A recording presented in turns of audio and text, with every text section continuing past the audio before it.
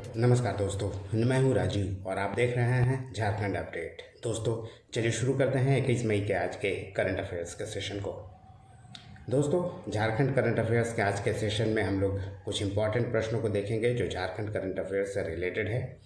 इनमें कुल प्रश्नों की संख्या 5 है और इन सभी प्रश्नों को, जो कि काफ़ी इंपॉर्टेंट प्रश्न है, व्याख्या के साथ हम लोग इस सेशन में देखेंगे। इसके अलावा सेशन के अंत में आपके लिए एक अभ्यास प्रश्न भी लेके आ रहा हूं, जिसका जवाब आप कमेंट में कर सकते हैं और इसका पीडीएफ मैं आपको बहुत जल्द अवेलेबल करा दूंगा टेलीग्राम चैनल पे। आप ज्वाइन कर सकते हैं, डिस्क्रिप्शन में लिंक अवेलेबल है।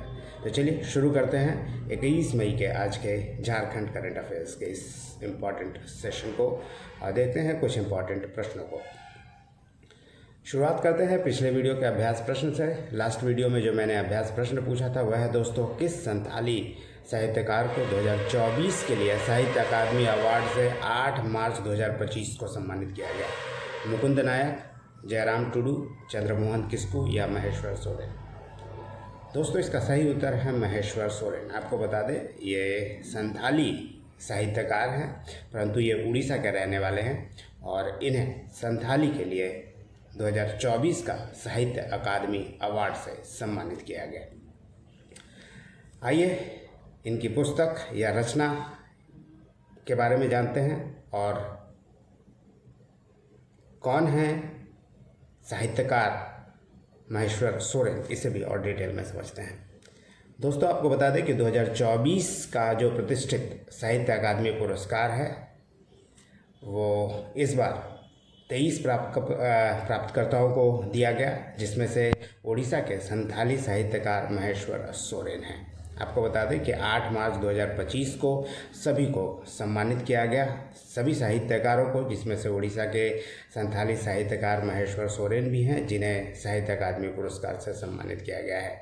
इनकी जो नाटक है, संथाली नाटक, जिसका नाम है सेचड सावंता रेन अंडा मन, इस नाटक के लिए ही इन्हें साहित्य अकादमी पुरस्कार से सम्मानित किया गया। आपको बता दें कि इनकी जो ये नाटक है, इसके अलावा उनकी अन्य पुस्तकें जो चर्चित है और जो प्रकाशित हो चुकी है वो है शिकारिया, जो कि 2015 में प्रकाशित हुई थी, और दूसरा है काराम बिनती, जो 2022 में प्रकाशित हुई थी। इसके अलावा सोहराय बिनती और जोस्मीन बिनती भी बहुत जल्द इनकी पुस्तक प्रकाशित होने वाली है।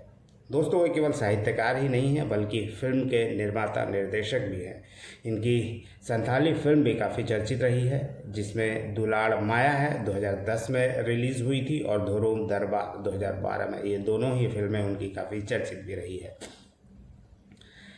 आपको बता दें ये जो पुरस्कार दिया गया है 1 जनवरी 2018 से 31 दिसंबर 2022 तक के दौरान प्रकाशित पुस्तकों के लिए दिया गया है और इसके तहत सभी साहित्यकारों को, जिसमें ओडिशा के संथाली साहित्यकार महेश्वर सोरेन भी है, उन्हें 1 लाख रुपया, एक उत्कीर्ण ताम्रफलक और शॉल के साथ सम्मानित किया गया।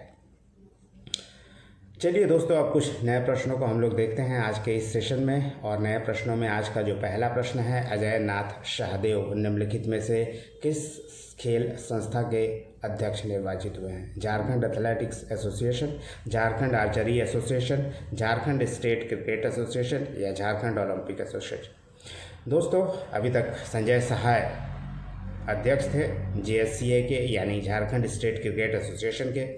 अब नए अध्यक्ष बन गए हैं जिनका नाम है अजय नाथ शाहदेव, यानी ऑप्शन सी सही उत्तर है, Jharkhand state cricket association. JSCA का हाल ही में रांची में अभी JSCA स्टेडियम में धुरवा में चुनाव कराया गया था, जिसमें अजय नाथ शाहदेव विजयी रहे हैं और निर्वाचित हुए हैं JSCA के नए अध्यक्ष के तौर पर। और उनके निकटतम जो प्रतिद्वंदी थे SK बेहरा थे, उन्होंने हराया है। वैसे पूरी टीम की बात करें और उस टीम में कुछ इम्पॉर्टेंट नामों को बात करें तो उसे भी जान लेते हैं। उपाध्यक्ष के तौर पर संजय पांडे चुनाव जीत कर आए हैं, यानी अब JSCA के अध्यक्ष होंगे उपाध्यक्ष संजय पांडे, जबकि अध्यक्ष अजय नाथ शाहदेव। वहीं सचिव की बात करें दोस्तों तो बाएं हाथ के प्रसिद्ध बल्लेबाज सौरभ तिवारी सचिव बन गए हैं और संयुक्त सचिव बन गए हैं प्रसिद्ध क्रिकेटर शहबाज नदीम। कोषाध्यक्ष के तौर पर अमिताभ घोष को चुना गया है। वैसे दोस्तों, चूँकि ऑप्शन में मैंने 3 और नाम रखा हुआ है, तो ये भी काफ़ी इम्पोर्टेंट खेल से जुड़ी संस्था है, तो आइए इनके बारे में भी थोड़ा रिवाइज़ कर लेते हैं, जान लेते हैं। वैसे मैं बीच बीच में झारखंड हूज़ हू में बताता रहता हूँ, फिर से एक बार आपको रिवाइज़ करा देते हैं कि झारखंड आर्चरी एसोसिएशन के वर्तमान में अध्यक्ष झारखंड के पूर्व मुख्यमंत्री अर्जुन मुंडा हैं।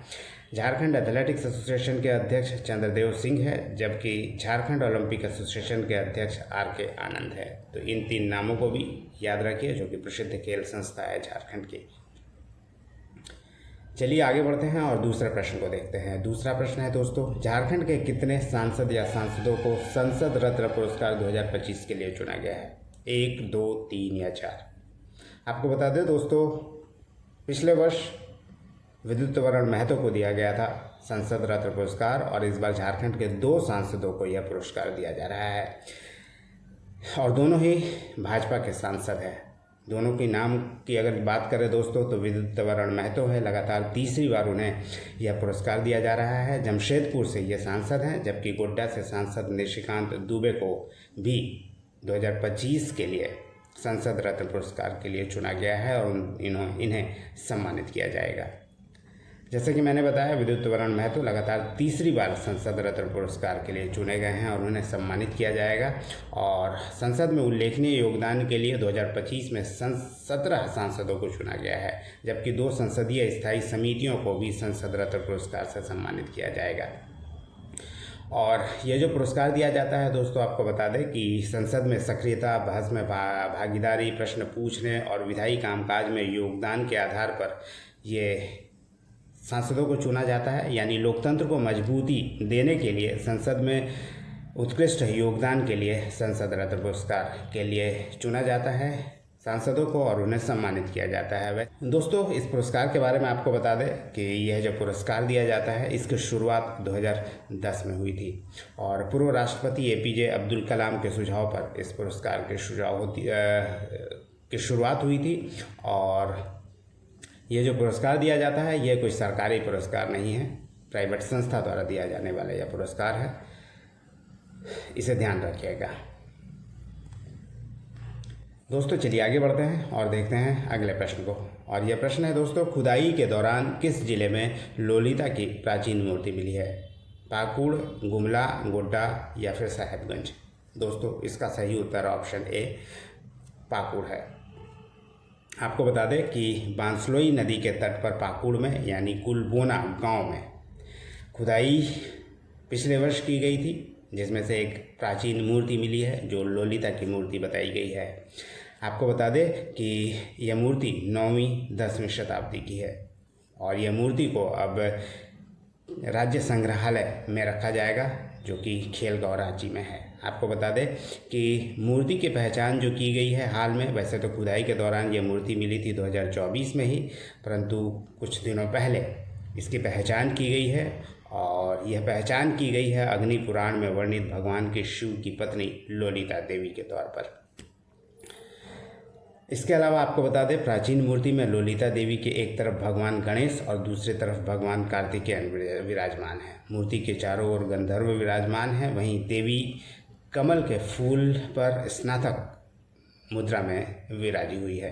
पश्चिम बंगाल में भगवती लोलिता की प्रतिमा की पूजा पहले से ही की जाती रही है, और इसी से मिलता जुलता ये जो नया मूर्ति मिला है वो भी ऐसा ही लगता है। नेक्स्ट है प्रश्न नंबर 4, कांस फिल्म फेस्टिवल में शामिल होने के कारण निम्नलिखित में से झारखंड के किस युवती का नाम चर्चा में है? साक्षी जैन, प्रियंका चोपड़ा, रिया सेन या अनुष्का सेन? दोस्तों कांस फिल्म फेस्टिवल में अनुष्का सेन, जो कि झारखंड की रांची की रहने वाली है, ये पार्टिसिपेट कर रही थी, रैंप पर थी, जिसके कारण ये चर्चा में आ गई है। आपको बता दें, नाम है अनुष्का सेन, रांची की रहने वाली है, और कांस फिल्म फेस्टिवल में वाइन कलर की, दोस्तों वाइट नहीं है, वाइन कलर है, वाइन कलर के गाउन में रेड कारपेट पर नमस्ते और हर्ट पोज में सामने नजर आई थी, जिसके कारण काफ़ी लोगों का ध्यान इस पर गया था। झारखंड की रांची के रहने वाली है और काफ़ी चर्चा में आ गई है। और वैसे कांस फिल्म फेस्टिवल के रेड कारपेट पर डेब्यू कर एक नया कीर्तिमान भी अनुष्का सेन ने रचा है। अनुष्का सेन के बारे में आपको बता दें कि ये रांची की रहने वाली है। टीवी विज्ञापनों से इन्होंने अपने कैरियर की शुरुआत की है। बाद में नेशनल इंटरनेशनल फिल्म में भी वो काम कर चुकी है, जिसके कारण वो चर्चा में रही है। खासकर लक्ष्मीबाई जो टीवी सीरियल थी उसमें वो घर घर में अपनी पहचान बना चुकी है। नेक्स्ट प्रश्न है, झारखंड में कितने जगहों पर एस्ट्रो साइंस सेंटर की स्थापना की जाएगी? 4, 3, 2 या 1? दोस्तों आपको बता दें कि एस्ट्रो साइंस सेंटर की जो स्थापना की जाएगी 2 स्थानों पर की जाएगी, झारखंड में, और केंद्र और झारखंड दोनों मिलकर इसकी स्थापना करेगी। वैसे बता दें कि एस्ट्रो साइंस सेंटर झारखंड में 2 जगहों पर स्थापित की जाएगी, जहां ग्रह, तारे, नक्षत्रों की जानकारी बच्चों को दिया जाएगा। एस्ट्रो पार्क की बात करें तो नेतरहाट में, लातेहार जिले में और रामगढ़ के पतरातू जिले में, इन 2 स्थानों पर यह स्थापित होगा। यानी यहाँ पर एक डिजिटल तारामंडल की स्थापना की जाएगी। और केंद्रीय संस्कृति मंत्रालय और झारखंड सरकार के संयुक्त पहल से इसकी स्थापना की जानी है। और लागत की अगर बात करें तो कुल 13 करोड़ की इस पर लागत आएगी। प्रति सेंटर, चूँकि 2 सेंटर बनाना है तो प्रति सेंटर इस पर 6 करोड़ 65 लाख रुपए की लागत आएगी, जिसमें केंद्र सरकार 2 करोड़ 86 लाख रुपए और राज्य सरकार यानी झारखंड सरकार 3 करोड़ 79 करोड़ रुपए देगी इस एस्ट्रो साइंस सेंटर के स्थापना के लिए। तो दोस्तों ये था 5 इम्पॉर्टेंट प्रश्न। अब आपके लिए आज का जो अभ्यास प्रश्न है वो है, आगामी वित्तीय वर्ष 2025-26 में झारखंड में दूध उत्पादन का लक्ष्य कितना निर्धारित किया गया है? ऑप्शन ए है 28.1 lakh metric ton, option B है 38.1 लाख मीट्रिक टन, और सी है 48.1 लाख MT, या डी 58.1 लाख MT। तो यह है दोस्तों आज का अभ्यास प्रश्न जो आपके लिए है। उम्मीद करता हूँ आप इसका जवाब कमेंट में करेंगे। तो दोस्तों ये था आज का सेशन। फिर मिलते हैं नेक्स्ट सेशन में, तब तक जुड़े रहिए और देखते रहिए झारखंड अपडेट। धन्यवाद दोस्तों।